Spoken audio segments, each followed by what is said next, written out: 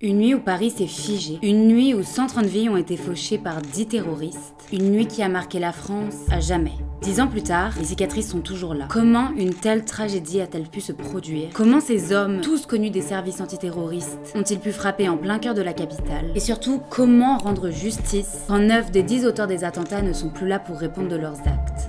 Le procès qui a eu lieu en 2021, qualifié du plus grand procès du siècle, a tenté de répondre à ces questions. Replongeons dans l'histoire du plus grand procès du siècle, 10 ans après. Hello, moi c'est Anaïs, je suis avocate en Californie et je suis rentrée en France pour décrypter l'actualité juridique. Et d'ailleurs vous êtes plein à regarder mes vidéos mais vous n'êtes pas abonnés, donc n'hésitez pas à vous abonner à ma chaîne YouTube. Peut-être vais-je atteindre les 50 000 abonnés à la fin de l'année. Pour fêter ma première année sur YouTube, ce serait génial, merci beaucoup. Pour les 10 ans des attentats de Paris de novembre 2015, France Télévisions a sorti une incroyable série de 8 épisodes de 1 heure appelée Des Vivants. Et bonne nouvelle, elle est 100% gratuite et disponible sur France.tv. 10 ans après les attentats, France Télévisions s'est intéressée à un sujet dont on parle peu, les survivants des attentats. Parce qu'on a tous entendu parler des faits, du drame, des terroristes, mais rarement de ceux qui ont survécu, de l'après et de ce que c'est de vivre avec ça. La série s'inspire d'une histoire vraie, celle du groupe d'otages resté bloqué pendant 2 heures dans le couloir du Bataclan avec les 2 terroristes. Elle suit leur reconstruction sur plusieurs années, jusqu'au procès et les mois qui suivent. C'est à la fois une série humaine, psychologique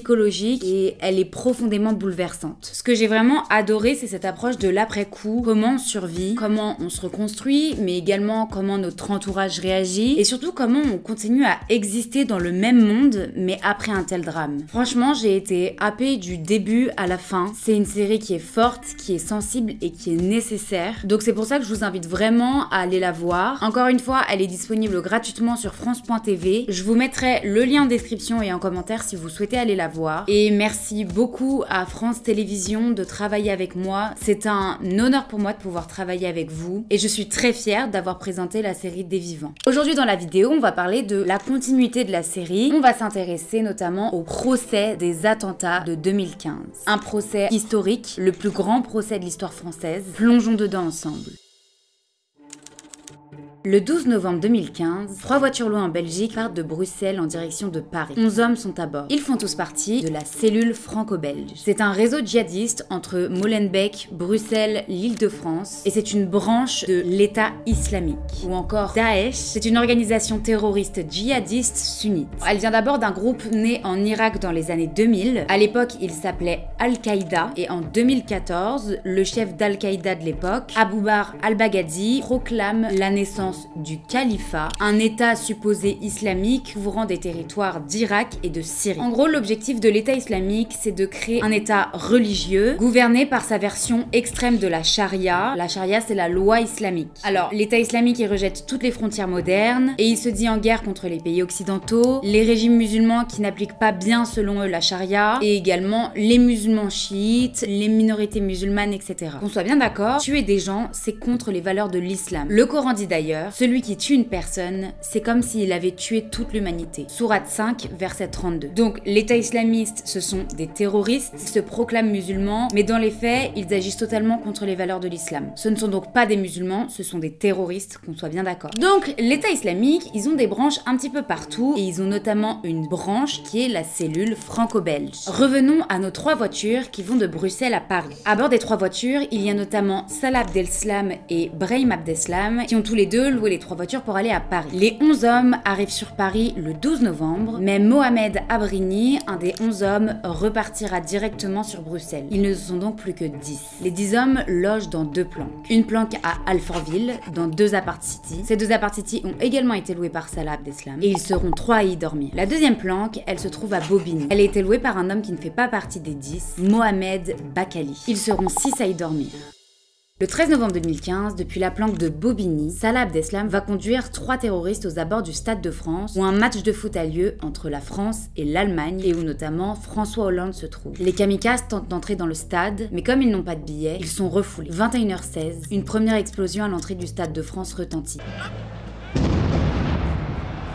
un des 3 kamikazes s'est fait exploser à l'extérieur. Un passant est tué. 21h30, une deuxième explosion retentit à proximité du Stade de France. Le deuxième kamikaze s'est fait exploser. 21h53, une troisième explosion a lieu à 400 mètres du stade. Le troisième kamikaze s'est fait exploser. Le bilan total est de 1 mort et une dizaine de blessés graves. Le match n'est pas interrompu pour éviter la panique et lorsqu'il se termine, les supporters seront tous rassemblés sur la pelouse en attendant plus d'1 heure avant de pouvoir être évacués. Salah Abdeslam, lui de son côté, après avoir déposé les 3 kamikazes, il se rend dans le 18e arrondissement de Paris. Il gare sa voiture et sort dehors. Il porte également une ceinture explosive sur lui, mais cette ceinture explosive était défaillante. Ne passant donc pas à l'acte, il prend le métro et passe la soirée notamment dans un McDo de Montrouge où il discute notamment avec des inconnus de l'attentat en cours comme si de rien n'était.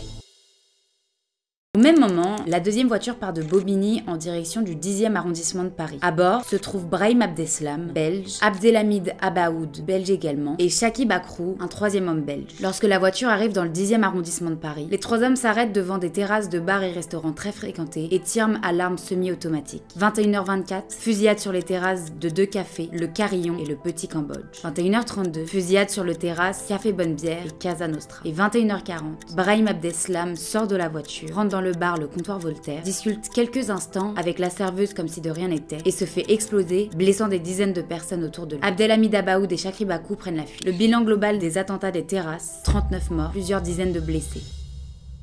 Au même moment, le 3e commando part de Alfortville en direction du Bataclan. À 21h40, les 3 hommes arrivent devant le Bataclan et ouvrent immédiatement le feu, tuant quelques passants devant le Bataclan. À 21h42, un SMS est envoyé à un numéro belge. On est parti, on commence. 21h47, les 3 hommes entrent par l'entrée principale du Bataclan et ouvrent le feu par rafale dans la foule. C'est un bain de sang. Un vigile ouvre une issue de secours pour laisser sortir les spectateurs, mais un des 3 terroristes les attend à l'extérieur et mitraille avant de rejoindre ses 2 complices dans la salle. Pendant l'attaque, des centaines de spectateurs évacuent par le toit, par les fenêtres, par l'issue à l'arrière. À 22h, 2 premiers policiers arrivent sur place. Ils échangent des tirs avec les assaillants. Et à 22h07, le premier terroriste est touché par l'un des policiers. Sa ceinture explosive s'active. Une des victimes du Bataclan dira « J'ai reçu un bout de chair dans mes cheveux, ça les a fait rire. Ils ont dit « Tiens, il s'est fait exploser, ça les a fait marrer. » Et je me suis dit qu'ils étaient vraiment débiles. Les 2 terroristes restants se réfugient dans un couloir du Bataclan et prennent une dizaine d'otages avec eux. À 22h15, la BRI de Paris arrive sur place. Ils sécurisent le rez-de-chaussée, extraient de nombreux survivants, les trouvent dans les faux plafonds, parmi les cadavres. 22h45, le raid arrive. À 23h15, ils arrivent devant la porte du couloir où il y a les 2 terroristes qui utilisent les otages comme boucliers humains. Les terroristes rentrent alors en négociation et il y a en tout 5 appels qui seront passés entre les terroristes et un négociateur. En vain. À minuit 18, l'assaut final de la BRI et du raid est lancé. Les 2 terroristes sont neutralisés, touchés et leur ceinture explose et tous les otages sortent du Bataclan sains et saufs. C'était la haine froide dans le regard de ces assassins. Le bilan total du Bataclan, c'est 90 morts et des centaines de blessés. Le bilan de cette soirée du 13 novembre 2015, c'est 130 morts, près de 500 blessés et plus de 1000 personnes qui sont en état de choc. C'est la série d'attentats la plus meurtrière de l'histoire française. L'état d'urgence est décrété cette nuit-là par François Hollande et les attaques sont immédiatement revendiquées par l'État islamique. Ils annoncent d'ailleurs une attaque dans le 18e qui n'a pas eu lieu. C'est sûrement là où s'est garé Salah Abdeslam, qui n'a pas pu déclencher sa ceinture car elle ne fonctionnait pas. Dès la nuit du 13 au 14 novembre, les enquêteurs consolident l'hypothèse de 3 voitures, 3 équipes de terroristes. Ils comprennent rapidement que les auteurs viennent probablement de Belgique, mais tout reste encore confus. Aucun nom n'est connu à ce stade. Les opérations de la police commencent immédiatement sur les 6 scènes. Prise d'ADN, photos, ils essaient de récupérer le plus d'informations possible pour comprendre qui est à l'origine de ça et retrouver les terroristes qui ont réussi à s'enfuir. Ils transmettent les empreintes au service central d'identité judiciaire français, mais également à Interpol. Interpol, c'est l'organisation qui relie les polices de 195 pays du monde et grâce à son réseau et à toutes ses bases biométriques, donc les ADN, etc., ça permet de comparer très rapidement une ADN avec une identité de quelqu'un. Durant la nuit du 13 au 14 novembre, Salah Abdeslam de son côté a appelé 2 de ses amis belges pour qu'ils viennent le chercher. Il le récupère durant la nuit et d'ailleurs la voiture dans laquelle il sera contrôlée à la frontière franco-belge vers 9h du matin. Ils contrôlent les papiers d'identité mais ils n'ont aucune raison légale de le retenir parce que à ce moment-là, il n'était pas encore recherché. Ils le laissent donc partir. Ce moment-là, c'est le dernier moment où Salah Abdeslam sera vu avant des semaines de recherche.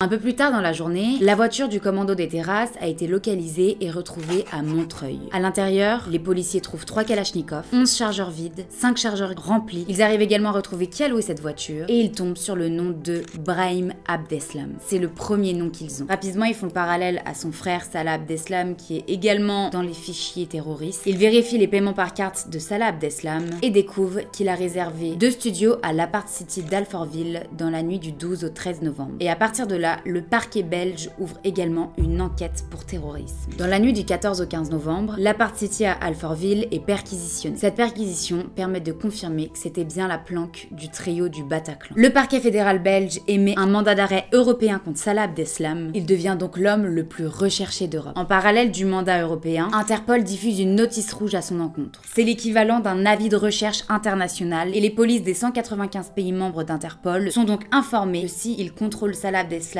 ils doivent l'arrêter. Le 16 novembre 2015, François Hollande fait un discours devant le Parlement et il commence son discours par « La France est en guerre. » Ce même jour, une JIT est créée entre la France et la Belgique. C'est une enquête commune. Ça permet à plusieurs pays de l'Union européenne de mener une enquête pénale ensemble. Donc là, ça veut dire que les procureurs de la France et les procureurs de la Belgique se sont tous mis d'accord pour créer une JIT, une enquête commune. En fait, s'il n'y a pas de JIT, les États, à chaque fois qu'ils doivent demander quelque chose à un autre pays, ils doivent passer par une commission rogatoire internationale. Et là, comme clairement, c'est des terroristes qui viennent de Belgique, qui ont agi entre la Belgique et la France, qui sont belges et français, etc., ça aurait été impossible. Donc dans ce genre de situation, c'est hyper pratique. Grâce à la JIT, la police belge et la police française peuvent échanger les preuves directement, ils peuvent interroger les personnes ensemble, ils peuvent faire des perquisitions ensemble, partager immédiatement des résultats techniques comme des résultats d'ADN, etc. C'est beaucoup plus efficace. Les procureurs, vous savez, c'est un peu ceux dans les procès pénals qui sont les avocats de l'État, vont diriger l'enquête, diriger la police tout au long de l'enquête. Donc les procureurs belges, ils n'ont pas le droit de donner d'ordre à la police française et inversement. Les deux pays, ils restent souverains de leur propre justice, c'est-à-dire chacun juge ses suspects selon sa loi nationale. Ils vont seulement s'aider dans les enquêtes, mais il n'y a pas un procès commun. Par exemple, les attentats du 13 novembre, ça s'est déroulé en France, ce sera donc jugé en France. Donc le 16 novembre, il y a eu la création de cette JIT, mais il s'est également passé d'autres choses. Il y a eu un numéro vert qui a été mis à disposition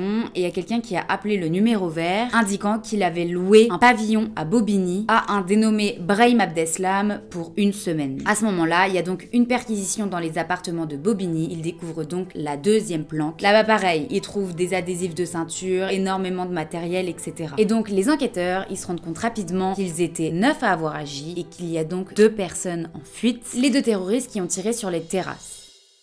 La police reçoit un appel sur le numéro vert d'un témoin qui sera appelé Sophia dans la presse, qui se dit proche d'Asna Haït Boulassen, cousine d'Abdelhamid Abaoud. La veille, ce témoin qui a appelé, il aurait accompagné Asna rue des Bergeries à Aubervilliers et aurait vu la planque d'Abdelhamid Abaoud située dans un buisson. Asna est donc mise sous filature, est mise sur écoute, géolocalisation, surveillance, mais de manière très discrète. On va se rendre compte plus tard que Asna a servi d'intermédiaire pour trouver une planque à son cousin le lendemain de l'attaque. Le 17 novembre, au petit matin, on retrouve la 3e voiture dans le 18e qui avait été abandonnée par Salah Abdeslam. Cette même journée, Asna prend un taxi avec 2 autres personnes en direction de Saint-Denis. Elle appelle alors un certain Jawad Ben Daoud, qui sera ensuite surnommé le logeur de Daesh. On m'a demandé de rendre service, j'ai rendu service, monsieur.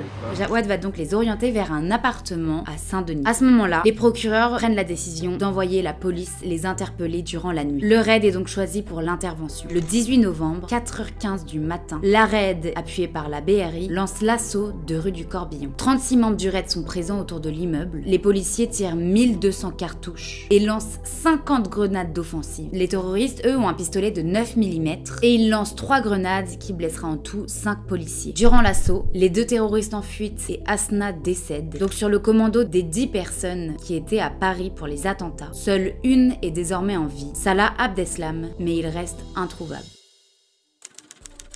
Salah Abdeslam est traqué par la police pendant plusieurs mois. Le 15 mars 2016, une perquisition conjointe de la police belge et de la police française a lieu à Forest, une commune dans la banlieue de Bruxelles. Une fusillade éclate et durant la fusillade, un membre de la cellule terroriste, Mohamed Belkaïd, est tué et les policiers découvrent alors qu'ils viennent de tomber sur la cage de Salah Abdeslam qui s'enfuit par le toit. Abdeslam se réfugie dans une autre planque à Molenbeek où il est arrêté 3 jours plus tard, le 18 mars 2016. Il est évidemment incarcéré depuis cette date. Actuellement en garde à vue, Salah Abdeslam devra répondre de ses actes devant la justice française.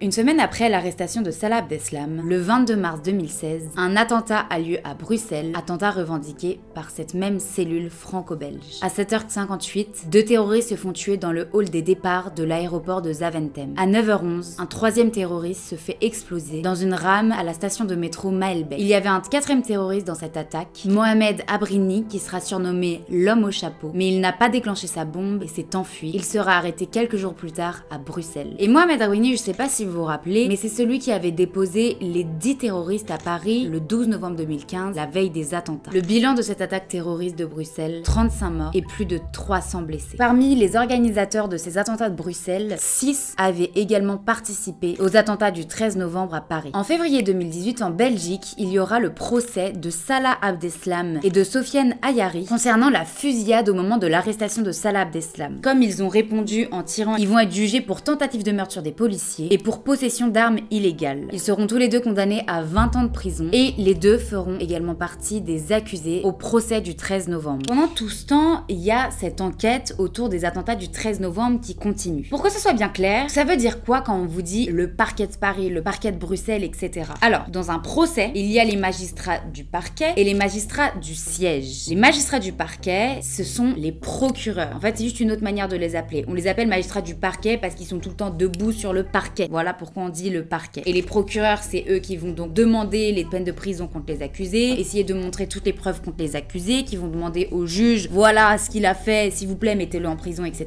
Ils représentent les intérêts de l'État. Les magistrats du siège, ce sont ceux qui vont juger, et on les appelle les magistrats du siège parce qu'ils sont assis et ils jugent. Qui est-ce qui va diriger toute cette enquête contre les terroristes? C'est le parquet national antiterroriste. Il a été créé en 2019. Pour suivre encore mieux ce procès, il sera spécialisé pour les actes de terrorisme. Le parquet, à la fin de toute l'enquête, il va faire des réquisitions. Ça veut dire que c'est à ce moment-là qu'il va demander au juge, voilà, j'ai fini mon enquête et en me basant sur tous les éléments que j'ai, je vais demander la perpétuité, 20 ans, quoi qu'est-ce, au juge. Et le parquet, en novembre 2019, il va faire ses réquisitions au juge, c'est-à-dire qu'il va dire, je demande à ce que cette affaire, elle soit renvoyée devant la cour d'assises pour terrorisme. En principe, la cour d'assises, elle juge les crimes les plus graves, les meurtres, etc. Dans les personnes qui vont voter, il y a 3 membres du siège et il y a 9 jurés. Ça peut être des personnes comme vous et moi qui sont tirés au sort, qui assistent à tout le procès et qui vont ensuite voter. Sauf qu'en fait, pour l'anecdote, en 1986, lorsque cette cour d'assises spéciale jugeait des actes de terrorisme pour des activismes basques, l'un des accusés basques, il a commencé à menacer les jurés. Donc les jurés, ils ont été paralysés, ils ont dit mais on veut plus jamais être présent pour du terrorisme. Depuis cette date, il n'y a plus de jurés, donc de citoyens comme vous et moi qui sont membres du jury pour voter, ce ne sont que des magistrats.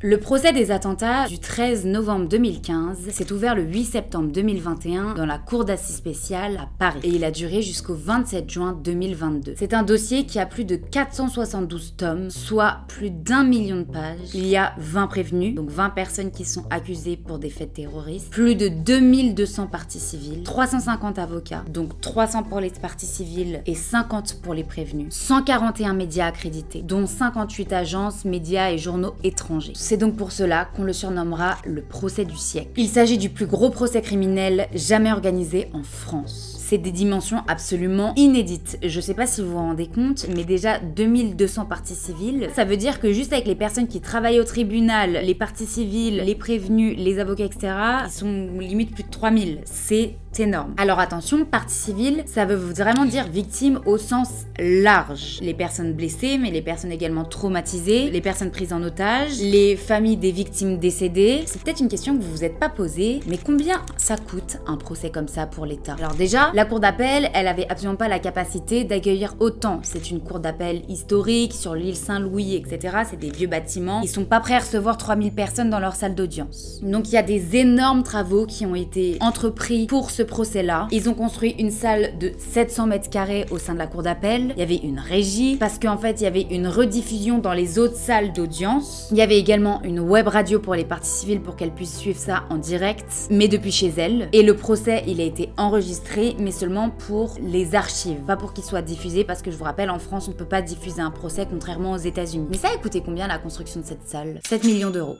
Dans Le Monde, il y a d'ailleurs écrit « Jamais un procès n'aura coûté aussi cher à l'État ». Alors en plus, cette salle, elle n'avait pas le droit d'être permanente puisqu'elle a été construite au sein d'un monument classé historique. Elle allait obligatoirement devoir être déconstruite. Au début, elle devait être déconstruite en 2023, mais la cour d'appel, elle a demandé exceptionnellement à décaler la déconstruction pour pouvoir accueillir d'autres procès d'envergure. Et il y aura donc 12 procès qui se tiendront dans cette salle exceptionnelle, notamment celui des attentats du 14 juillet de Nice, ou plus récemment pour l'assassinat de Samuel Paty. Au final, c'est le 3 mars 2025 que va commencer le démantèlement de cette cour d'appel. Mais attention, ces 7 millions, c'est pas du tout le seul budget qui va être utilisé pour ce procès. Il y a un énorme budget pour l'aide juridictionnelle. Il faut savoir qu'en France, quand il y a un procès, les victimes ou les personnes poursuivies peuvent demander un aide juridictionnelle, c'est-à-dire que l'État leur fournit un avocat et l'État va payer l'avocat au lieu du client. Le montant de l'aide juridictionnelle, il dépend du nombre de jours d'audience et du nombre de clients représentés. Et pour le procès de 2015, ça a atteint des dimensions énormes. Je vous rappelle qu'il y avait plus de 2200 parties civiles, donc il y avait énormément d'avocats à payer. Et donc le montant total de l'aide juridictionnelle pour ce procès-là s'élève à environ 50 millions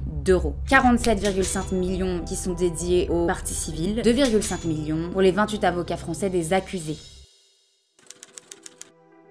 Qui sont ici les 20 prévenus? Dans les 20 prévenus, il y a toutes les personnes qui ont aidé de près ou de loin à cet attentat. Alors la seule personne qui était sur place, c'est Salah Abdeslam. Il y a également la personne qui les a déposés la veille, les 2 personnes qui sont venues chercher Salah Abdeslam le lendemain. Il y a également tous ceux qui ont aidé à la logistique, etc. Qui avaient loué des voitures, des appartements, qui ont fait en sorte que tout ça, ça arrive, etc.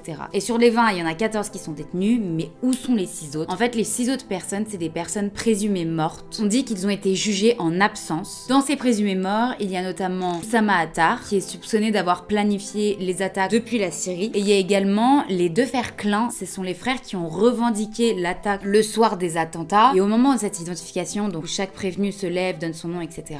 Au moment où on demande la profession de Salah Abdeslam, il dira « J'ai délaissé toute profession pour devenir un combattant de l'État islamique ». Ok mec. Donc forcément, ça suscite l'indignation de toutes les parties civiles. Alors pendant tout le procès, Salah Abdeslam, il a été assez provocateur. Il continue de soutenir l'État islamique, etc.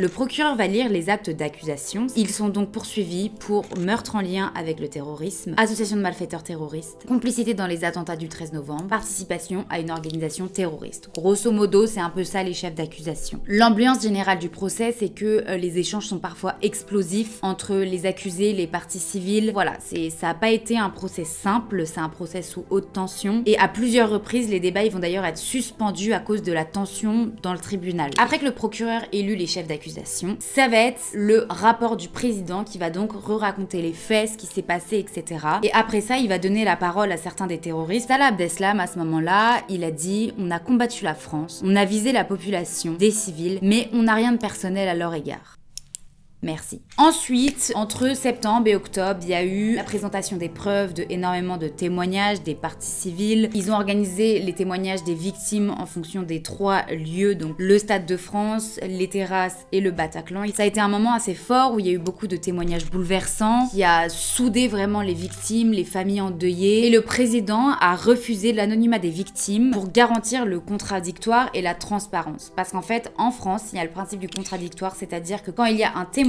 on doit pouvoir venir le contredire et du coup lui reposer des questions, etc. par la suite. Et l'anonymat, ça empêche de venir remettre en question le témoignage de la personne puisqu'on ne sait pas qui est la personne qui témoigne. Il y a également tous les enquêteurs qui sont venus témoigner, des enquêteurs français et des enquêteurs belges. Et il y a d'ailleurs eu pas mal de problèmes par rapport à ça puisque les enquêteurs belges ont voulu témoigner anonymement. Ils ne sont donc pas venus au tribunal. Ils ont témoigné par Zoom. Théoriquement, en fait, en droit français, on n'a pas le droit, justement pour ce principe du contradictoire. Mais là, comme ce ce sont des enquêteurs belges. C'est un petit peu, voilà, tout ce côté délicat lorsqu'il y a des affaires internationales, c'est que il peut pas forcer les enquêteurs belges, alors qu'en Belgique, il y a droit à l'anonymat. Et ça a vraiment énervé très fortement certains des accusés. D'ailleurs, il y a certains jours où les accusés ne se sont même pas pointés à l'audience. On lira par exemple, depuis le 25 novembre, la séance s'ouvre sur une suspension d'audience en raison de l'absence de 4 accusés. Salah Abdeslam, Mohamed Abrini, Oussama Krayem et Sofiane Ayari. Ils protestent face à l'anonymat des enquêteurs belges. Il y aura également toute une partie du procès qui sera sur la personnalité des terroristes, leur histoire, leur parcours, pourquoi ils en sont arrivés là. Ils sont également revenus sur le rôle de chacun des 20 accusés dans la préparation des attentats, etc.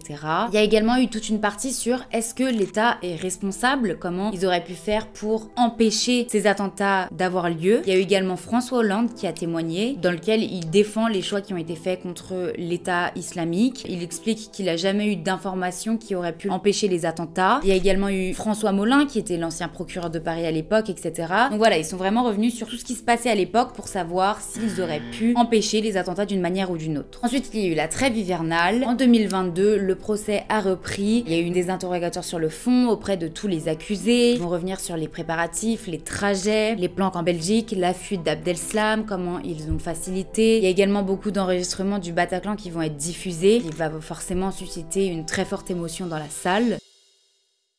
Les experts, ils ont vraiment souligné la discipline quasi militaire de ce groupe de terroristes, la multiplicité des relais, chaque individu avait vraiment son rôle, chaque individu ne connaissait également qu'une seule partie du plan, ça les empêchait de parler et ça a fait que ça a permis que le plan ait lieu, c'est que chacun ne connaissait que son plan mais ne savait pas exactement à quoi c'était lié. Et du coup, ça permettait également de compliquer la surveillance de toutes ces personnes-là indépendantes. Les experts antiterroristes, ils sont également beaucoup revenus sur les failles des services de renseignement de l'époque, un manque de coordination entre tous les services nationaux et l'Union européenne, c'est-à-dire que chaque pays a des informations, mais comme ils vont pas les centraliser, en fait l'information elle va pas circuler, les fichiers qui vont pas être partagés, donc c'est-à-dire qu'on a un espace Schengen où toutes les frontières sont complètement ouvertes, mais par contre toutes les informations elles vont rester au sein de chaque État. Ça c'est très problématique par rapport aux terroristes, parce que s'il y a un terroriste qui rentre en Grèce et qu'au final après il peut circuler librement, c'est d'ailleurs ce qui s'est passé avec certains des terroristes, jusqu'à la France, après en Belgique, après à nouveau en France, etc. C'est très problématique. Ils ont également insisté sur une sous-évaluation du danger, du risque, donc des personnes qui vont en Syrie. La plupart des personnes qui ont été jugées, mais également des personnes qui se sont faites exploser, ils étaient presque tous connus des services de sécurité, ils étaient presque tous partis en Syrie, ils s'étaient presque tous radicalisés. Il y a vraiment eu un avant-après ces attentats-là sur la prise de sérieux de ces personnes fichées S, de ces personnes qui sont radicalisées et de ce manque de coopération entre tous les États. Il y a également eu beaucoup de psychiatres, de psychologues qui ont été entendus pour essayer de comprendre la personnalité et du coup la responsabilité pénale de ces terroristes. Il y a également un ancien juge du terrorisme qui est venu témoigner en expliquant que depuis 2013, ils étaient totalement débordés par les attentats de terrorisme et qu'il y avait vraiment une montée de la menace terroriste et des attaques qui étaient extrêmement importantes et à prendre en compte. Le 17 mai 2022, il y a les membres du groupe The Eagle of Death Metal qui sont venus témoigner. Ils ont demandé pardon aux personnes qui étaient venues les voir, sont rappelés voilà de ce qui s'est passé, ils ont témoigné, etc.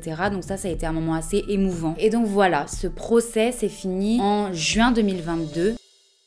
À la fin du procès, quand le procès se termine, la parole elle est toujours donnée à l'accusé. Donc les 20 accusés ont eu une occasion de dire une dernière phrase. Certains vont dire des mots très courts comme « je n'ai rien à ajouter »,« je regrette », etc. Salah Abdeslam, il dira « je ne suis pas un assassin, je ne suis pas un tueur. Si vous me condamnez pour assassinat, vous commettrez une injustice. Je ne suis pas parfait, j'ai fait des erreurs, mais je ne suis pas un meurtrier. Je voudrais présenter mes excuses sincères à toutes les victimes. » Soit.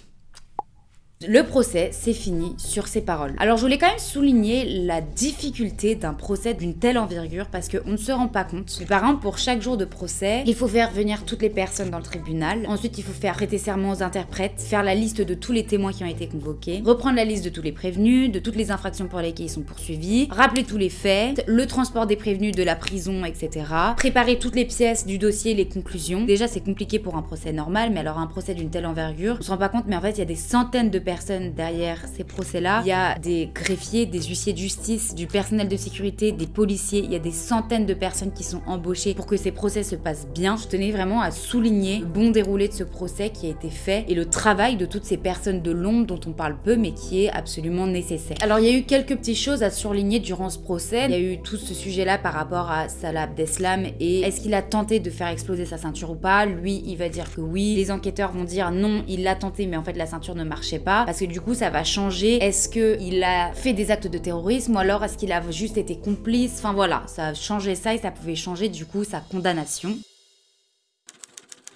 Quand on est dans une cour d'assises, le délibéré il est prononcé directement après l'audience. C'est pas pareil qu'en correctionnel. Une fois que les 5 magistrats se sont mis d'accord et ont voté, s'il y a la majorité, c'est-à-dire 3 sur 5, les personnes sont condamnées. Ensuite, ils doivent à nouveau revoter sur le délai de condamnation, donc la durée de condamnation. Ensuite, dès qu'ils se sont mis d'accord, c'est donné à l'audience, c'est déclaré publiquement. Donc le 29 juin 2022, après plus de 10 mois d'audience, la cour d'assises a rendu son verdict, rendant coupables tous les prévenus des chefs d'accusation. Salah Abdeslam a été condamné à perpétuité incompressible. La perpétuité incompressible, ça veut dire que sa peine ne pourra jamais être aménagée. C'est la peine la plus lourde possible en France. C'est extrêmement rare, ce genre de peine. Mohamed Abrini a été condamné à perpétuité également, mais avec 22 ans de sûreté. 22 ans de sûreté, la période de sûreté, c'est la période durant laquelle il ne pourra pas être libéré conditionnellement. Donc c'est-à-dire qu'après ses 22 ans, il pourra demander des aménagements de peine, des réductions de peine, etc. Mais seulement après ses 22 ans de prison. Et les autres, ils ont été condamnés à 30 ans de réclusion criminelle, 4 ans d'emprisonnement, 8 ans d'emprisonnement, 2 ans d'emprisonnement, etc.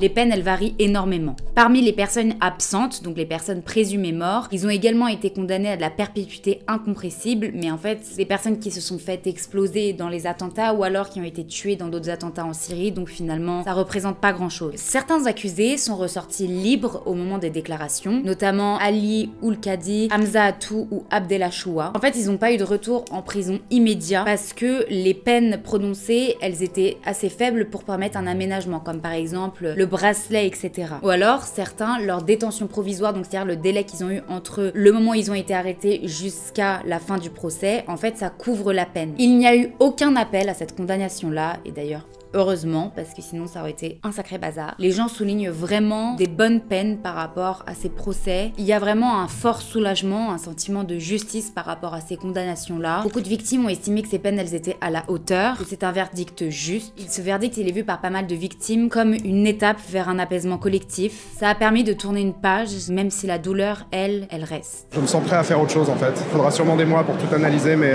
il y a quelque chose qui a réussi ici et ça c'est bon. Mais la justice, elle est venue réparer ce qui aurait jamais dû se passer, quoi. Il y a également eu des moments d'humanité après le verdict. Il y a certains partis civils qui ont pu échanger avec des condamnés qui étaient libres dans un cadre informel. Alors depuis ces attentats-là, il y a eu des mesures qui ont été prises. Le budget pour la DGSI, donc le service de renseignement français, il a été augmenté. Désormais, il y a une meilleure coordination des fichiers de radicalisation. Il y a un suivi plus systématique des personnes qui sont signalées. Il y a eu des lois contre le terrorisme qui se sont renforcées. Le préfet peut désormais fermer des lieux de culte qui sont jugés comme radicalisés et qui provoquerait la haine, la violence, etc. Il peut désormais y avoir des visites domiciliaires, des saisies dans des logements de personnes qui sont radicalisées sans qu'il y ait besoin de faire une perquisition, parce que pour avoir une perquisition, il faut avoir pas mal de critères assez compliqués à remplir. Il y a également eu un développement sur internet de signalisation des personnes radicalisées, et notamment depuis 2022, il y a eu 18 projets d'attentats qui ont été déjoués. Alors l'essentiel des attentats était encore lié à la mouvance islamiste, mais une partie de ces attentats étaient également des projets de l'ultra-droite. Alors c'est un chiffre approximatif, il y a plein de choses qu'on ne sait pas, ça fait partie du domaine du renseignement. Mais voilà, je trouve que c'était un bon chiffre pour finir cette vidéo, pour dire que c'est vrai qu'il y a eu beaucoup d'attentats pendant une certaine période, mais aujourd'hui il y en a beaucoup moins. Et je pense que c'est notamment dû au fait qu'il y a eu un vrai renforcement de la coopération européenne, que désormais il y a un plus gros budget, que la DGSI, elle fait beaucoup plus attention aux personnes radicalisées, etc. J'espère que cette vidéo, elle vous aura plu, que vous en aurez un petit peu plus appris. Merci beaucoup d'avoir suivi cette vidéo jusqu'à maintenant. Merci à France TV d'avoir sponsorisé cette vidéo. N'oubliez pas que si vous souhaitez, il y a la série Des Vivants qui est sur France.tv 100% gratuitement. Et si cette vidéo vous a plu, n'hésitez pas à aller voir ma dernière vidéo sur le procès entre Johnny Depp et Amber Heard qui a beaucoup fait parler. Et gros bisous!